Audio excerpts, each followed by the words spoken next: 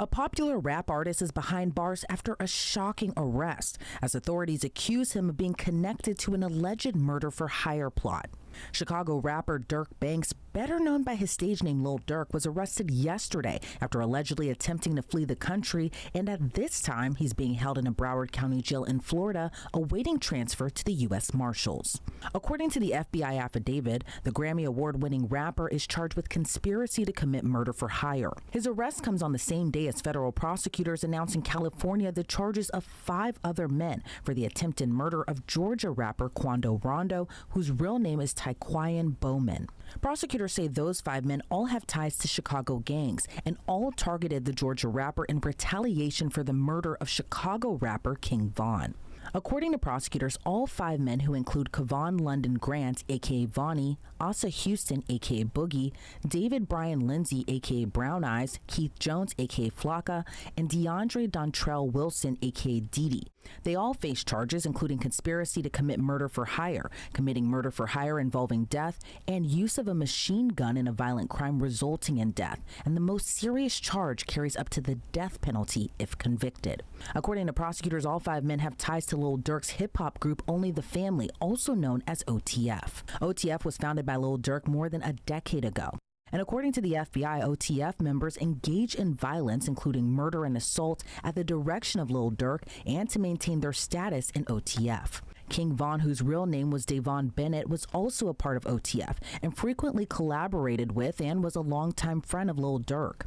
King Von was shot and killed in November of 2020 outside a nightclub in Atlanta. He was killed in the early morning hours of November 6th during an argument between 2 groups that escalated into gunfire. And he was fatally shot by Quando's associate Lil Tim after the argument. The indictment doesn't name Davon Bennett, aka King Von. Instead, the charging documents state a high-ranking OTF member described by the initials DB got into a physical altercation with someone referred to as TB, and the circumstances surrounding that incident mirror King Von's murder. The indictment says after DB's death, co-conspirator 1 made clear in coded language that they would pay a bounty or monetary reward to anyone who took part in killing TB for his role in DB's murder. That co-conspirator is allegedly Lil Durk, who authorities say made it known he would pay a bounty to anyone who killed Quando Rondo. According to the court documents, the men used an OTF-associated credit card to buy plane tickets to LA in August of 2022 to search for TB, who is allegedly Quando Rondo, and using funds provided by Lil Durk. Durk allegedly texted an associate arranging the flight, "Don't book no flights under no names involved with me." And prosecutors claim when there, Kevon Grant booked a hotel room for the men to stay at and provided the others with firearms. Grant allegedly procured cars, ski masks, and firearms that were used to find, track, and kill TB. According to the FBI, there is video evidence that Durk was staying at the house in the San Fernando Valley that day. A lot of the stories that we cover here at Law and Crime are very tough to tell, but part of the reason we're able to keep bringing you these types of stories is because of our great sponsors. So I want to take a moment to thank Upside for sponsoring this story. If you're wondering what's Upside, well, it's a free app that gets you cash back on daily essentials like gas, groceries, and restaurants. Follow the steps on the app to get paid. According to the indictment, Kevon Grant allegedly rented 2 cars, one of which had a fake license plate for the men to use and follow Rondo and his 24-year-old cousin. But when Rondo and his cousin stopped for gas, according to prosecutors, Asa Houston allegedly drove to a nearby alley before Keith Jones, David Brian Lindsay, and a third unidentified man known in the indictment as co-conspirator 2 carried out the shooting, which was captured on surveillance video. Rondo wasn't injured. However, his cousin passed away after being fatally wounded. According to court documents, the 5 men and co-conspirators used facilities of interstate and foreign commerce such as planes, cars, cell phones, and the internet with intent that the murder of TB be committed. After the shooting, according to the indictment, the men went to a nearby. So allegedly, Lil Durk hired a hitman for Quando Rondo, which was his friend, who he allegedly paid the $50,000 to, which is very insane to me. Burger spot to discuss payment. Then on the same day, the credit card was used to purchase tickets for Keith Jones, David Brian Lindsay, Asa Houston, DeAndre Wilson, and co-conspirator 2 to travel back to Chicago. Lil Durk wasn't named in the charging documents against Grant, Wilson, Jones, Lindsay, and Houston. But according to the indictment, the defendants were offered money and lucrative music opportunities with OTF for the murder of Quando Rondo. Prior to Lil Durk's arrest, the Chicago rapper was being sued by the mother of Chicago drill rapper FBG Duck. FBG Duck was murdered in 2020, and his All right. So basically, Lil Durk allegedly booked 3 flights, but it wasn't under his name. But I guess the feds found out. Like, how do you even go about trying to run after, committing such, you know, crime, allegedly? death led to several convictions in a federal conspiracy trial last January.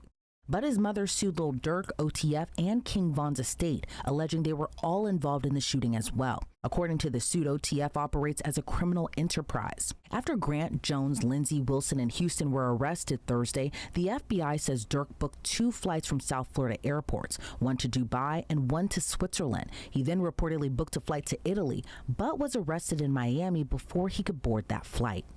Lil Durk and the other defendants are being held pending their transfer back to LA. I want to bring on now Detective Eric Barnes to break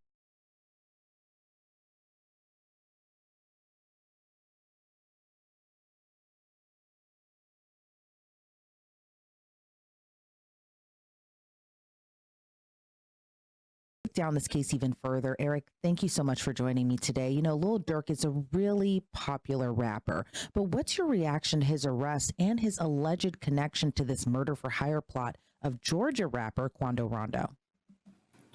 Well, it's a very interesting case. I've been following it for some time now, but it's very representative of things that are going on within the hip hop community these days. Of the one foot in the studio, one foot in the streets.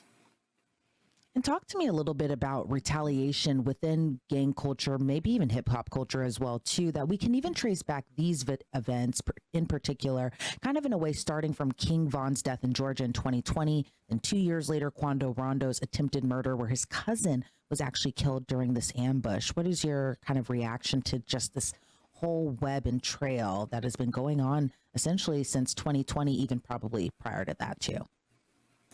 Well, one of the things that's been popular with hip hop artists is to maintain the same group of friends that they had since they were kids, maintaining that loyalty, not changing up, and becoming a new person because you have fame.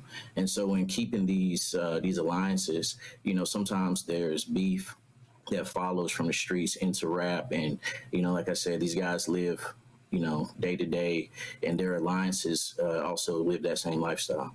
And, you know, reading through this indictment, there appears to be this really heavy level of planning to allegedly carry out this murder. Plane tickets were bought, cars were rented, ski masks and firearms were bought. Talk to me a little bit about the sophistication you may have noticed within the planning and these allegations.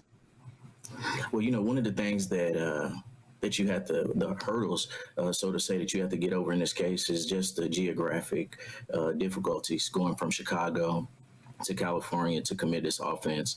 And so there's only a couple ways you can get there. Either you can drive or you can fly. And, obviously the advantage of flying gives you more of a time advantage. You can get there faster, but you also leave an electronic footprint. And that's what it seems like law enforcement was able to pick up on, was the electronic footprints that were left from purchasing the tickets. Now, when you fly, you also have to have transportation on the ground. So you have rental cars. And if you're there for an extended period of time, that also leads to maybe a hotel stay. You know, as we talk about this level of planning, it also appears there was also this element of not so great planning if you didn't want to be caught. And some of the 5 defendants actually used their real names, their birth dates, and photo IDs to book this travel. And then one of the co-conspirators actually texted another co-conspirator saying, don't book no flights under no names involved with me. What's your reaction to kind of just doing this allegedly and using your real name, your real ID, but also kind of.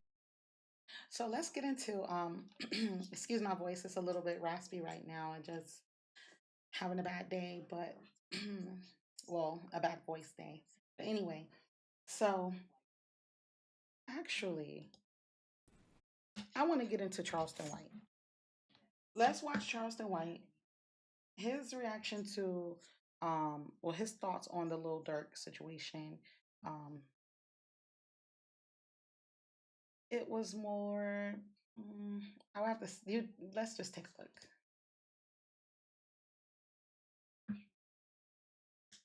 So we partnered with Duda about 2 years ago, just over 2 years ago, and we were looking for a solution that would give us better scalability for our clients.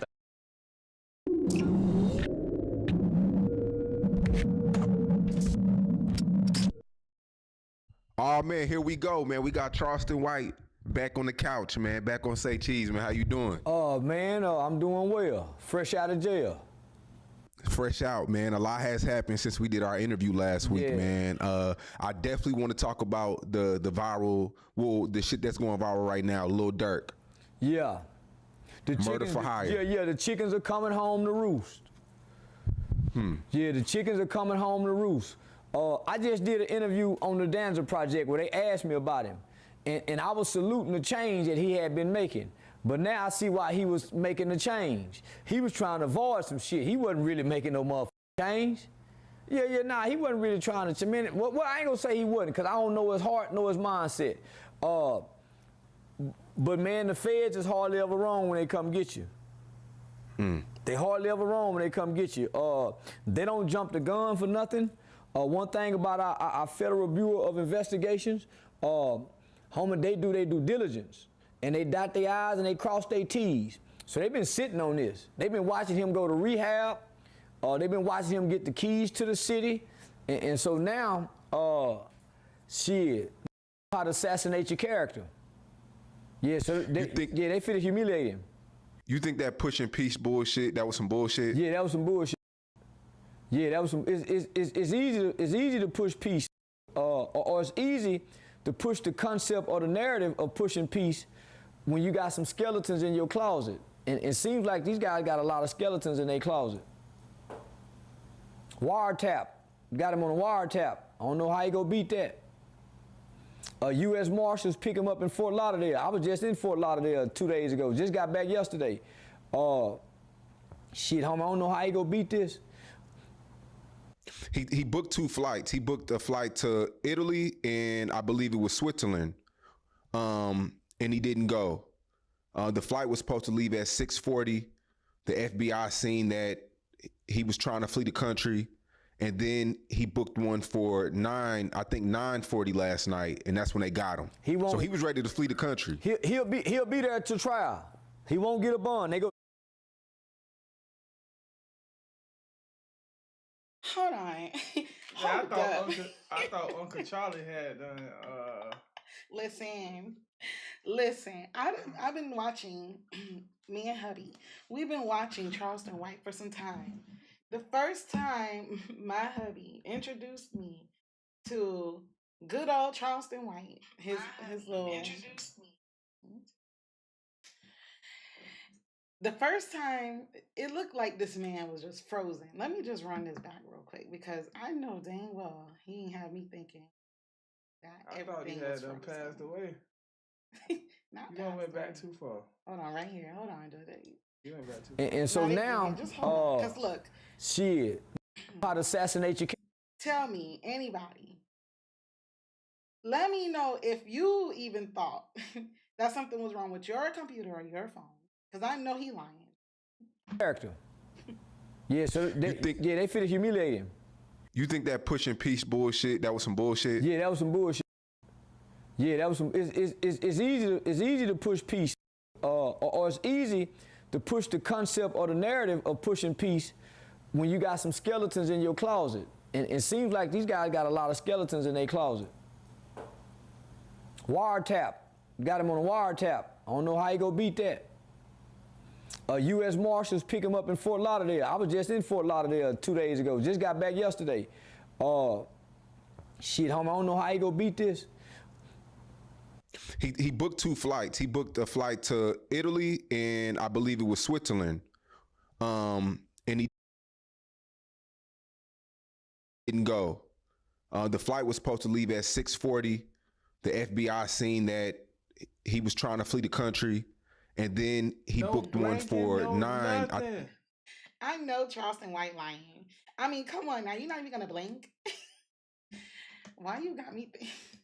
9:40 last night, and that's when they got him. So he was ready to flee the country. He'll be there to trial. He won't get a bond. They go diddy him. He won't get a bond because it looked like he was trying to flee. Yeah, it looked like he was trying to flee. I just seen a post that he made the other day. I think day before yesterday, where he was saying if you don't hear it come out of his mouth, you know, don't take it for nothing. But he self-identifies and self-proclaims himself as being the voice